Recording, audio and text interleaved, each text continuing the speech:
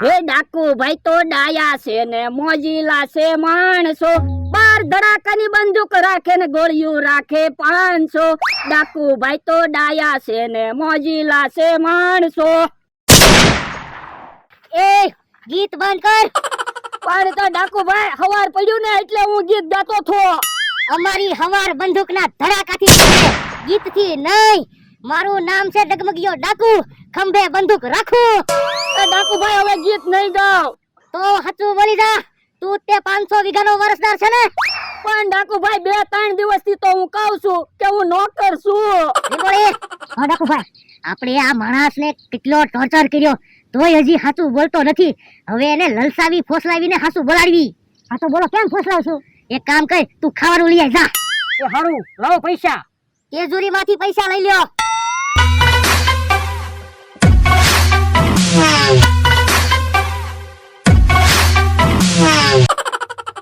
યો બોલો, ડાકુ ભાઈ તો પાણા હેઠે પૈસા રાખે. હેલા, તારી પાસે કુલ કેટલી સંપત્તિ છે? એટલે તારી પાસે પ્રોપર્ટી કેટલી છે એમ કહું છું. એ મારી પાસે 4 ટી-શર્ટ છે અને 2 જોડી ચપ્પલ છે. હું કપડાની વાત નથી કરતો. તારી પાસે કેટલી જમીન છે, કેટલી ગાડીઓ છે, કેટલા બંગલા છે અને બેંકમાં કેટલા રૂપિયા પડ્યા છે એમ પૂછું છું. પણ તમે કીધું ને ઈ વસ્તુ તો મારી પાસે હું 500 વીઘાના માલિક ભોળા દાદા પાસે નથી. કોઈ વાંધો નહીં. યો ડાકુ ભાઈ નાસ્તો. આ પેને ખાશે એટલે સાચું બોલશે. કે હારું, અલે તારે ખાવું એટલું લઈ લે.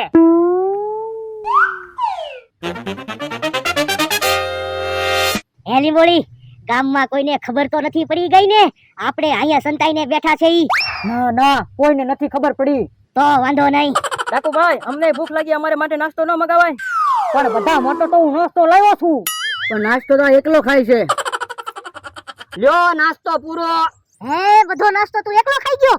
કેટલો ભૂખ્યો હશે, બધો નાસ્તો ખાઈ ગયો. મારે તો ટાઈમે ટાઈમે એટલો નાસ્તો જોવે. હા તો વાંધો નહીં, હવે સાચું બોલી જા. તું તે 500 વીઘાનો વારસદાર છે ને?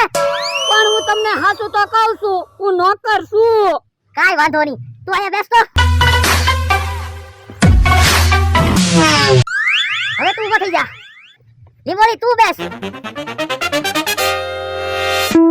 જોયું, નોકર હોય ને ઈ આવી રીતે બેસે. તું માલિકની જેમ બેઠો તો એટલે તું તે 500 વીઘાનો વારસદાર છો.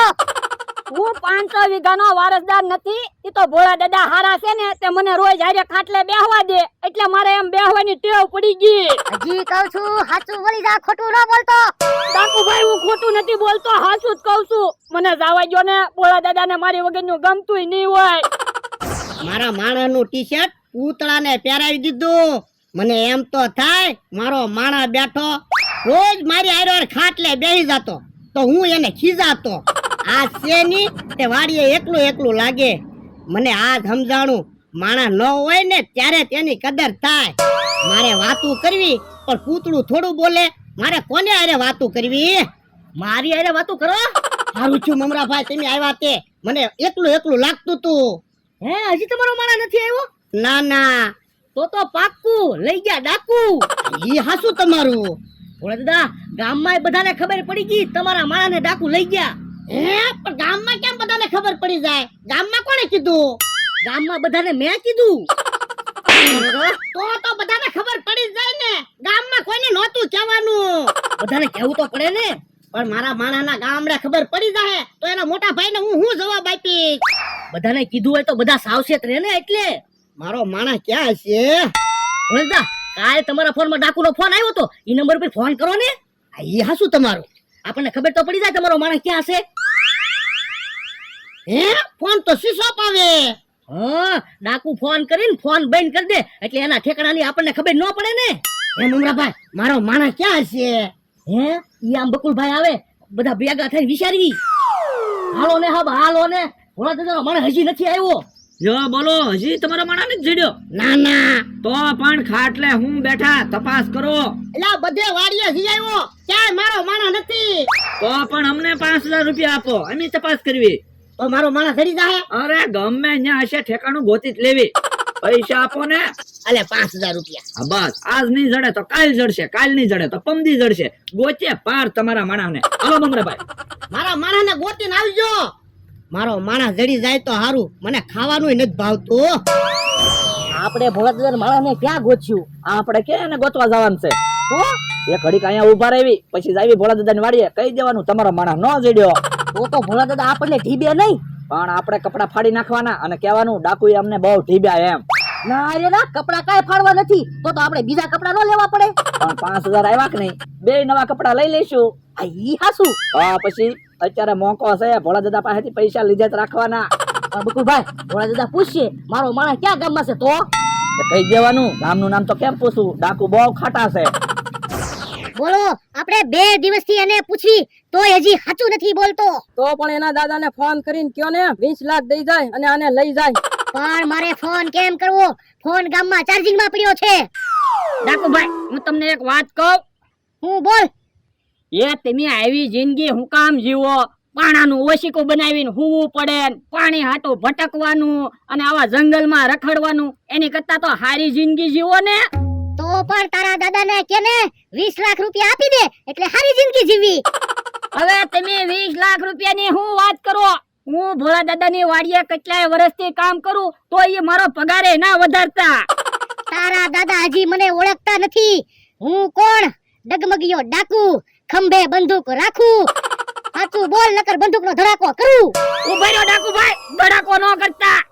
તમને મારી ઉપર વિશ્વાસ ન આવતો હોય ને તો તમારા માણસોને મોકલો અને આજુબાજુ વાડીઓમાં પૂછાવડાવો કે હું હાસું કહું છું ખોટું કહું છું, હું નોકર જ છું. ઉભો રે લીંબોળી, તું વેશ પલટો કરીને જા અને આજુબાજુની વાડીમાં બધાને પૂછ આ સાચું બોલે છે કે ખોટું બોલે છે. વાંધો નહીં, જા. અને જો તું 500 વીઘાનો વારસદાર સાબિત થયો તો પછી તારી ખબર. ક્યાંક ઓલો માણસ ગયો ઈ કેહા કાકાને ને અમથાને ન પૂછે તો હારું, નકર ઈવડા ઈ તો અમારા દુશ્મન છે. ખોટું ખોટું કહી દે એવા છે કે હું ભોળા દાદાનો છોકરો છું. બોલ અમથા, હું બધો શેરડીનો રસ પી જાવ તો. તમે તો રસ બધો પીએ જાવ ને, તમે મારી હાટુ કોઈ દે કાઈ વસ્તુ લાવ્યા? વાંધો નહીં, આજ તું શેરડીનો રસ પાસો, આવતા વર્ષે હું તને શેરડીનો રસ પાસ. મને તો લાગે આવતા વર્ષે તમારી પાસે પૈસા નહીં હોય. એ ભાઈ કામ ખાવાનું હોય તો આપો ને, બહુ ભૂખ લાગી છે. એ કેવા કાકા, આ ભાઈ ગાંડા છે કે ભિખારી છે? કોને ખબર? એ ભાઈ, ખાવાનું તો હજી કાંઈ બનાવ્યું નથી, શેરડીનો રસ છે, પીવું હોય તો લ્યો. તને તો બહુ સારા માણસ, શેરડીનો રસ તો આપ્યો. ઓલા બાજુમાં દાદા છે ને, એને તો મને કાઢી મૂક્યો. ઈ ડોહો છે દેવો, તમે લ્યો રસ પીવો. તું તો એના છોકરાને હું સાચવતા હશે? એને ક્યાં છોકરા છે? એક માણસ કામે રાખ્યો તો એને ડાકુ ઉપાડી ગયા. તું મારી રસ નથી પીવો લ્યો. એમ થા, ઈ ભાઈ કેમ રસ પીવાનો રહ્યા? કોને ખબર, કાંઈ ખબર પડી નહીં. બકુડો ને મમરાભાઈ કેવા હારા માણા. મારે ગમે ત્યારે મુસીબત આવે ત્યારે પડખે ઉભા હોય ને. હે ભાઈ, કોઈ ડાકુ પાસે જાય? બકુડો ને મમરાભાઈ એના જીવના જોખમે ડાકુ પાસે ગયા. ભોળા દાદા, એટલે હું છું કેમ ફફડાટી આવ્યા? ઉભા રહ્યો, પેલા પોરો ખાઈ લેવા જો પછી કેવી. પણ હું છું ઈ તો કયો.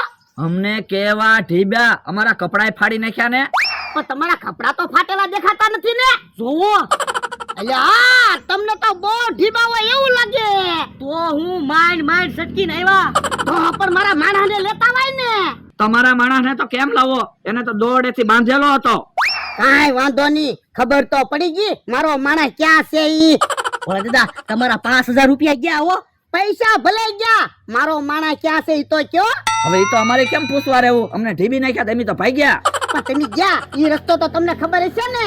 હવે ભોળા દાદા, એમાં એવું છું, કયું ગામ આવ્યું ને કયું ગામ ગયું ઈ કઈ ખબર ન પડી. પણ મારો માણસ એ તો ડાકુ પાસે ને. આ ન્યા થશે ને. ડાકુભાઈ, બહુ તડકો છે, કાક ઠંડુ તો મગાવો. ભોળા દાદા તો વાડીએ મને રોજ ઠંડુ પાન, ચા પાન. તું હું મારો મહેમાન છો તે હું તારી હાટુ ઠંડુ ને ચા પાણી મગાવું? મેં તને કિડનેપ કરેલો છે. ઈ તો મને ખબર છે ડાકુભાઈ. તો તને મારી બીક નથી લાગતી? એમાં બીક હું લાગે? મારે તો માર ખાવાની ટેવ પડી ગયેલી છે. વાડીએ હું વાતમાં ધોલું ખાવ અને તમે તો હજી મને એક તાપલી ના અડાડી. પણ એમ હું નિર્દોષ માણસ ઉપર હાથ નથી ઉપાડતો. એક વાર તું 500 વીઘાનો વારસદાર સાબિત થયો પછી તું જો. હે ડાકુભાઈ, ઓલું કોણ આવે? હા, કોક ભિખારી લાગે, ભીખ માંગવા આવતો હશે. તિજોરી ખોલો.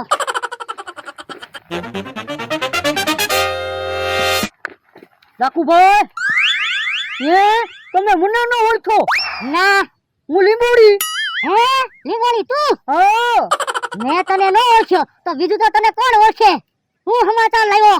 ડાકુભાઈ આ માણસ સાચો છે. 500 વીઘાનો વારસદાર નથી, નોકર છે. હે